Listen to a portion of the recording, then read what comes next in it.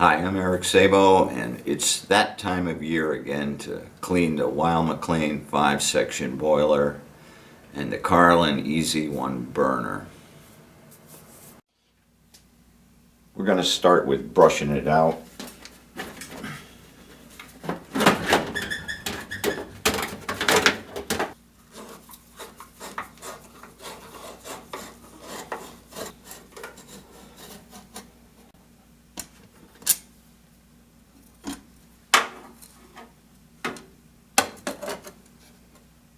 I replaced this asbestos pad a few years ago. It's in good shape.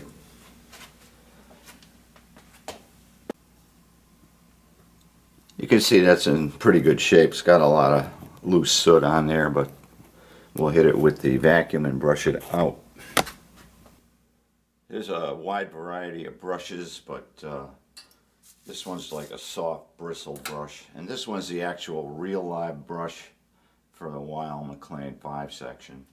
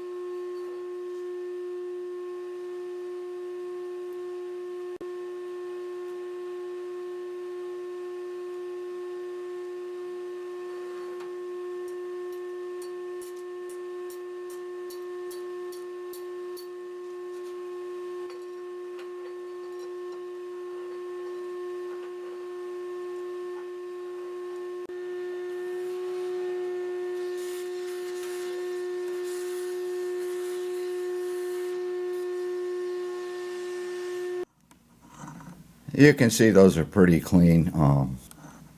The soot was fairly light, and this soft bristle brush really got most of it. Brushing this out is really the most important part of the job, because that soot builds up on those little nubs, and it really cuts down on the heat transfer, and you really lose a lot of efficiency. Your average boiler guy that comes to your house is probably not going to go this far in cleaning this thing out. I've seen that.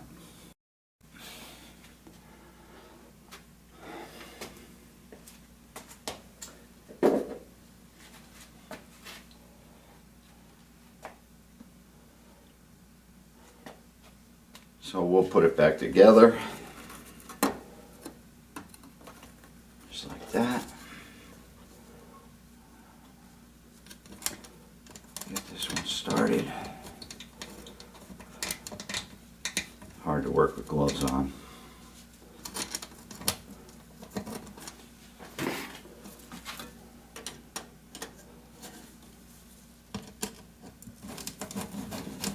And here goes the jacuzzi.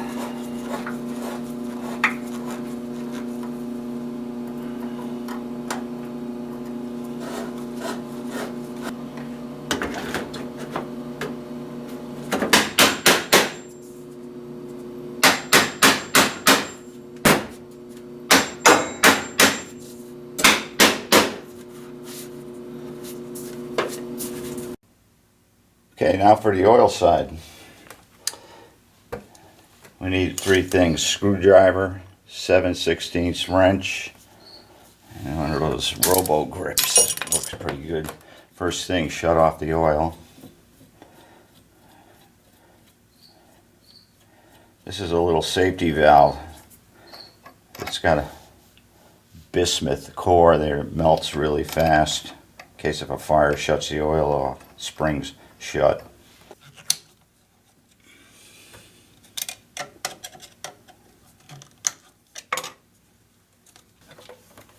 Okay, open up the transformer. This is a little CAD cell. Sees the fire. If it doesn't see the fire in like 10-15 seconds, this Honeywell controller kills the whole mess. It's a little deflector shield for the fan. Just break that. Should get some paper towels.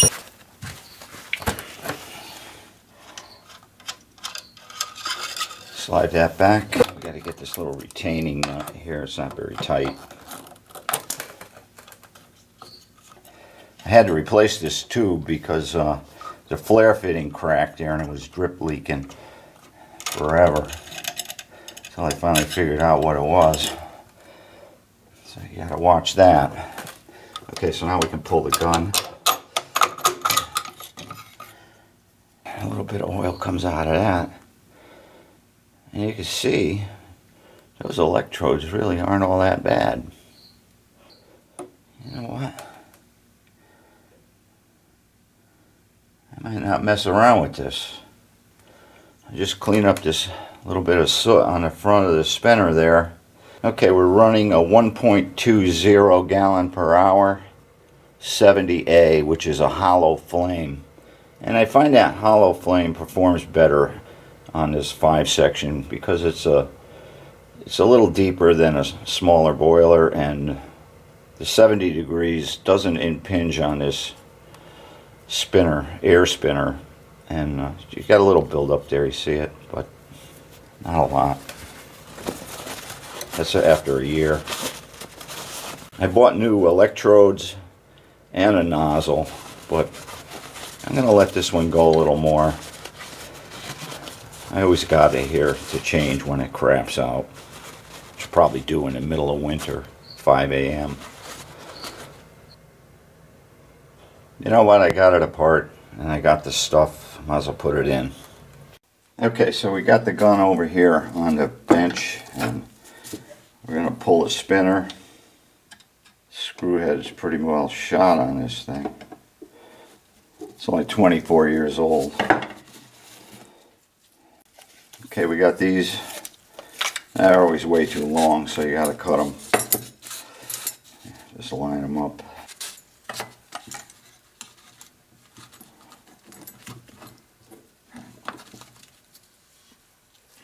They're pretty hard. Well, my other cutters are out in the van, but you know what? I got this thing right here.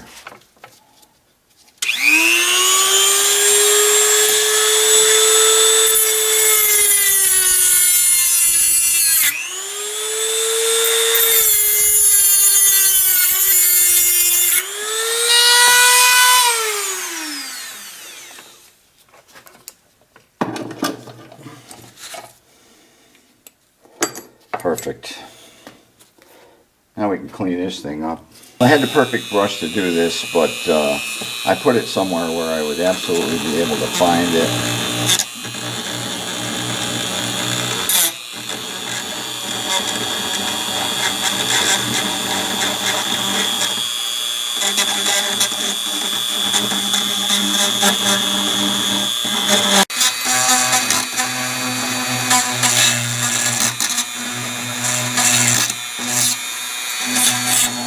That's pretty good.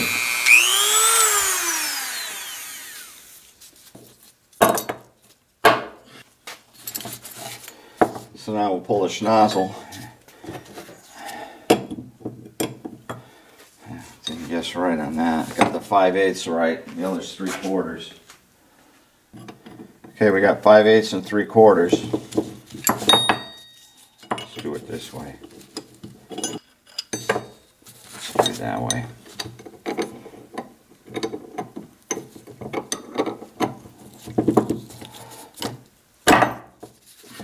That's it.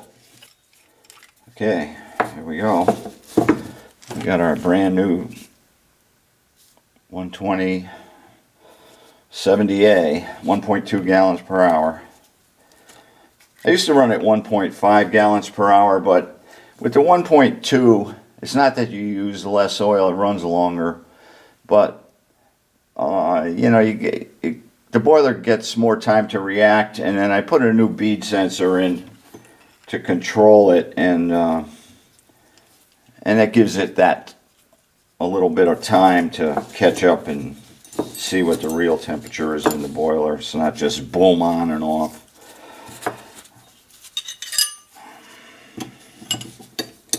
Now, for some reason over the years this got tight right here, and then it loosens up again. But what we're going to do is this. We're just going to snug it up a little bit. That's plenty good. Alright, electrodes.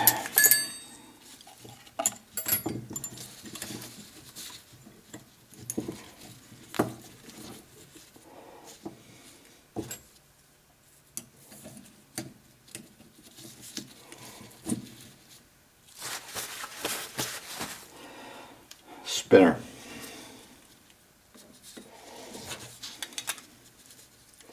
Now you want to put this spinner on. Loosen it up a little more. Watch out. I kind of pull it forward about 1/8 inch lately. Line that thing straight up and down like that. Then we bring these out. Now this is where the most critical part of this thing is. Right here.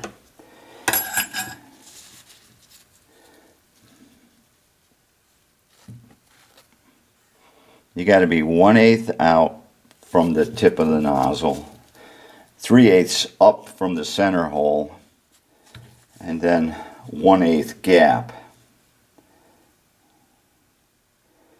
But these electrodes, they really don't give you a lot of flexibility. It's pretty much all or nothing.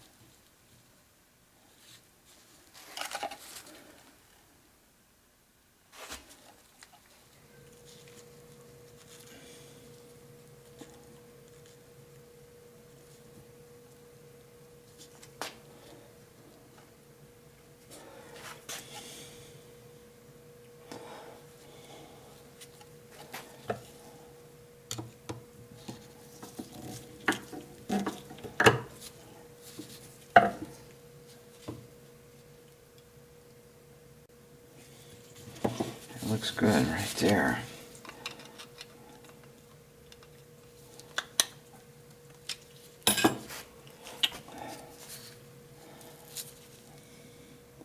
I'm going to go with that.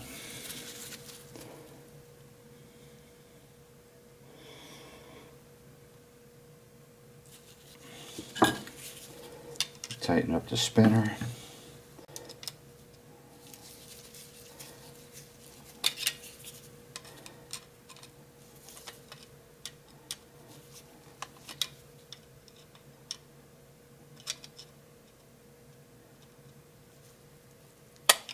I really hate doing this for other people because at least here, when it trips in the middle of the night, I can go down and fix it. I don't want to be called over somebody's house to do this. I've had enough years of that. Okay, we're back at the boiler. I had to put on my rubber gloves here because I got to take them off to touch the camera. And we're going to slide this back in, just like that. I had to make this special washer because that little Jesus clip was starting to poke through the side of the housing. So that goes through right like that.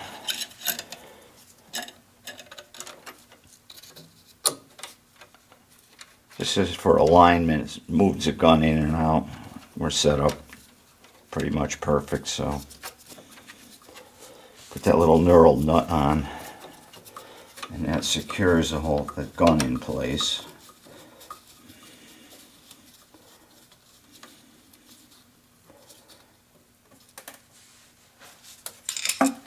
Just snug it up with the robos.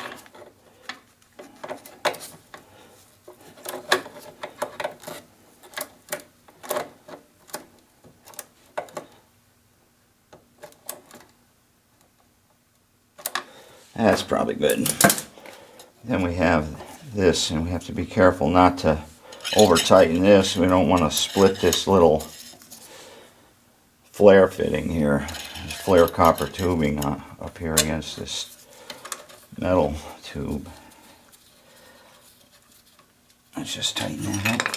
7/16. That's pretty good.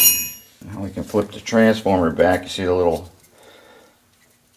these two things make contact with the electrode rods.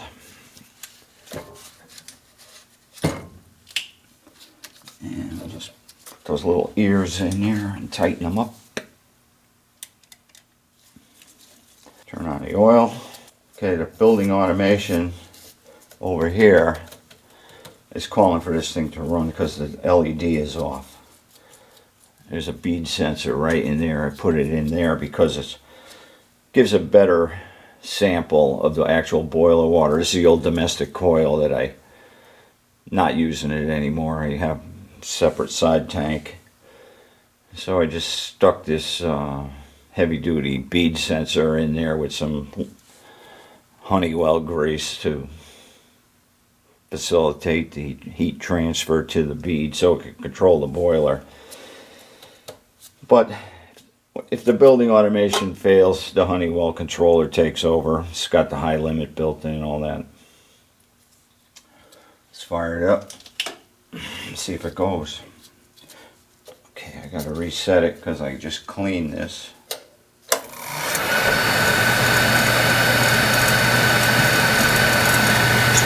Going. Now I shouldn't have to change the air adjustment on this. Well, that looks perfect.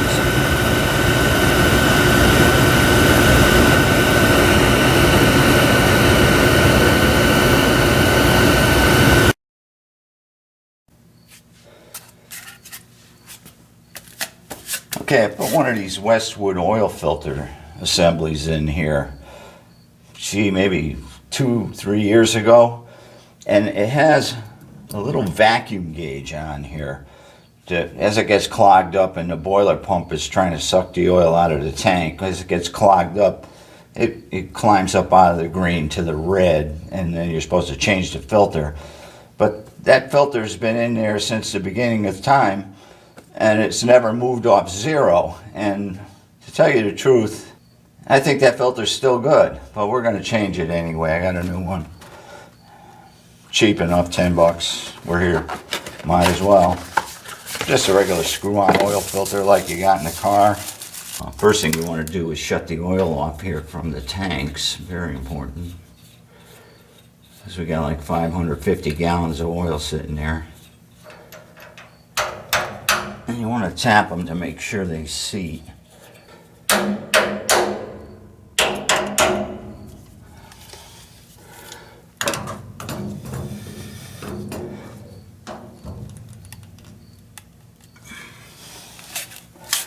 I think we're going to get a little lever on that.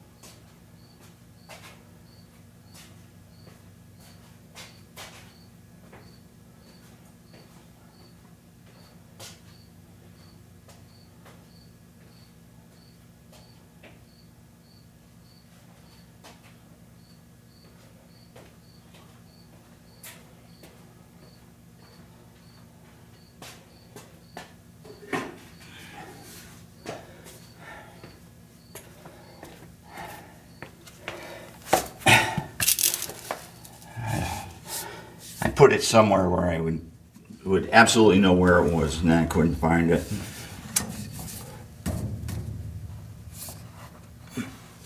I hate that. Okay, so that didn't work. So we're gonna go with the real strap wrench. Up here. And that don't want to go either.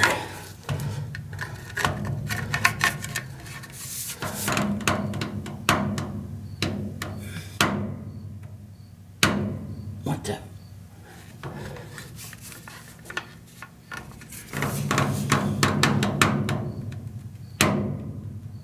There we go. You gotta go easy.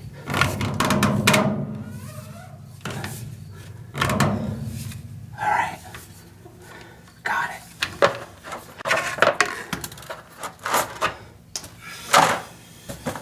There will be oil.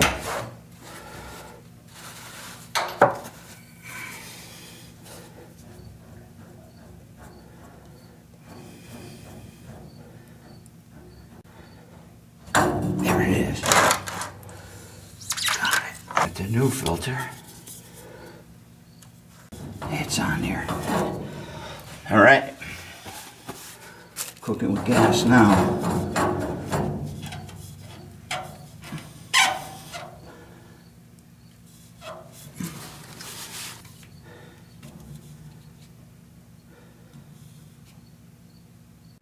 Open up the oil. Okay, there's a little bleeder on here. So we'll just open that until we get some oil.